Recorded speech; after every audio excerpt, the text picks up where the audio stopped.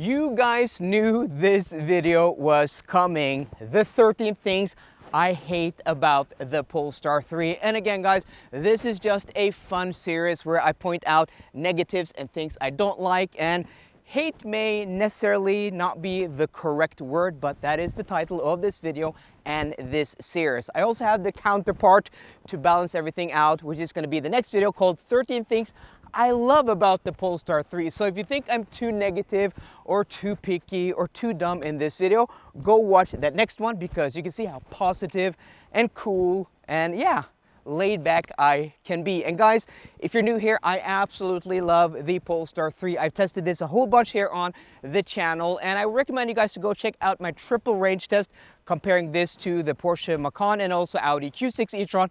And I also have a full trio comparison between all of these three cars and see how this car ranks against those other new electric cars from Germany. So without further ado, let's jump into the 13 things I absolutely hate about the Polestar 3.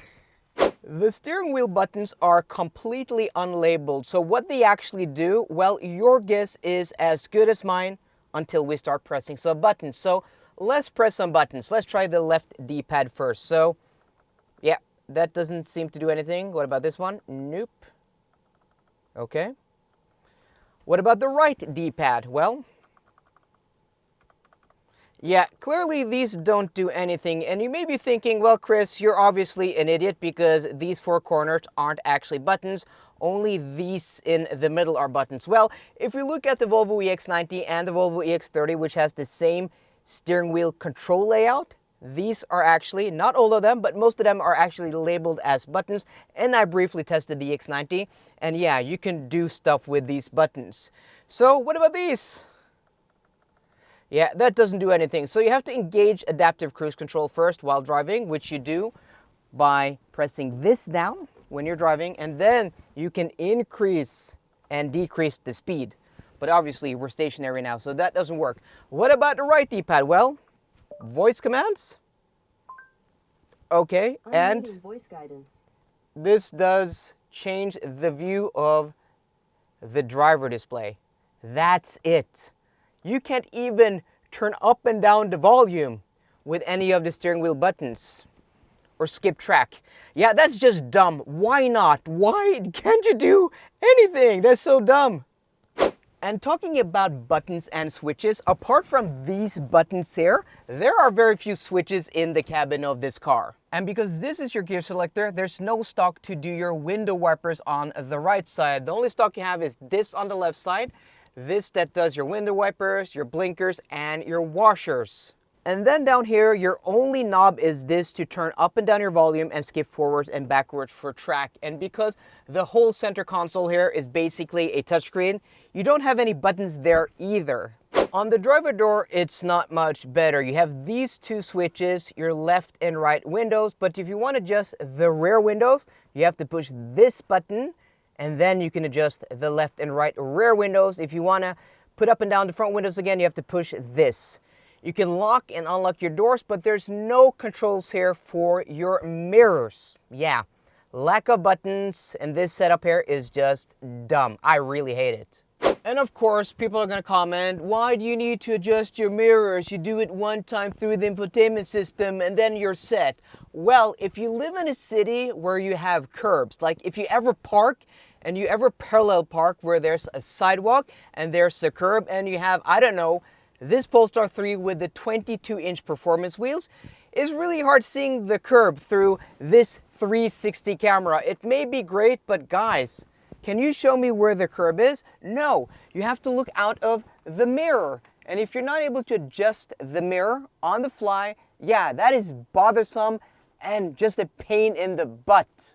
So you hop into the Polestar 3, you put the car into drive, but you want to change some driving parameters. So you go into your settings here, and then you go into your settings, and then you go into drive, and then you can change, I want to do a light steering feel and also maybe nimble suspension.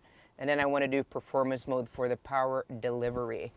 Yeah, and then you go out again and you're like, oh, there's no shortcut to changing any of the drive modes. So you have to go back in here, and then you have to go into settings, and then you have to go into drive, and then you can change whatever you want. There's no shortcut for drive modes. That's really annoying. And no individual mode either. And also, apart from the infotainment system being unintuitive and not having obvious shortcuts, it's also been very buggy, like having to reset it because the screen just goes blank and shortcuts like Spotify disappear. And the first car I picked up, the first press car I picked up a few weeks ago, I sat into the car and I'm like, okay, let me do the adjustment of the steering wheel and the mirrors through the infotainment system, like what you guys think are so great. It didn't want to work. I tried to reset it. It didn't want to work. So Polestar had to bring out a technician with a laptop to hard reset the ECU. And then it worked. Yeah, it's been very buggy.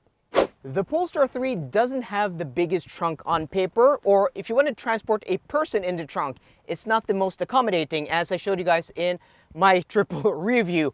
But the rear seats are pretty big. I have a bunch of knee room here. Like, it's pretty roomy. I'm 180 centimeters or 5'11", and I have plenty of space. But it would be nice if you could slide the rear seats forward to get a little bit more room in the trunk. That would be nice, like you can with, for example, I don't know, the Volvo EX90, which is this car's cousin. So that is strange that it's not even an option. I absolutely love the exterior styling of the Polestar 3, especially with these 22-inch performance wheels. I even like it with this white paint color, but if you want anything other than white or beige or gray or beige or dark or gray, yeah, you're kind of out of luck. You can have it in 6 different shades of gray on the exterior. And also when it comes to the interior, there are very few color and interior options. So not a lot of customization if you want that. But I've heard rumors that in the future, maybe, just maybe, we're gonna have more options for interior and exterior. So looking forward to that, Polestar. To adjust the seat, you have this weird square controller. So instead of a normal controller that is formed like a seat, like in the Polestar 2, you have this weird square thing that you turn, you push, and you press to change function. So if you want to do your lumbar support or the tilt, you have to press this, and then you press it again to do the seat back. Yeah, it's just weird and unintuitive. I don't like it. So with all of these modern cars, especially here in the EU or in Europe, we're not in the EU, we're in Norway, but in the European Economic Zone, we still have to abide to EU regulations. Either way, after July 2024, all new cars have to have lane keep assist to turn on every time you have a key off on cycle. But in this car, you can't turn it completely off, because if I try to cross the lane here, well, sometimes, not now, it tugs you back in the lane, even though lane keep is off, which is just annoying. Why it doesn't off mean off? Oh, the rear camera is dirty. Let me put on the rear washer to clean it. Oh, there's no rear washer like in my Porsche to clean the camera? Yeah, the glossy black plastic trim on the center console is so out of place in 2024, and it gets so dirty and dusty and scratchy so quickly. Yeah, it's just really bad. Why, Polestar? Why glossy black plastics? And don't get me started when it comes to the wireless phone charger, because, oh, obviously I'm an idiot. Let me remove my case first. Obviously nobody has a case in 2024, so you have to remove your case and then your phone. Oh, it's still not charging?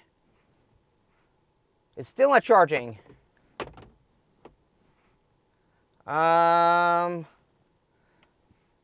Yeah, the wireless phone charger doesn't work with a case or without a case.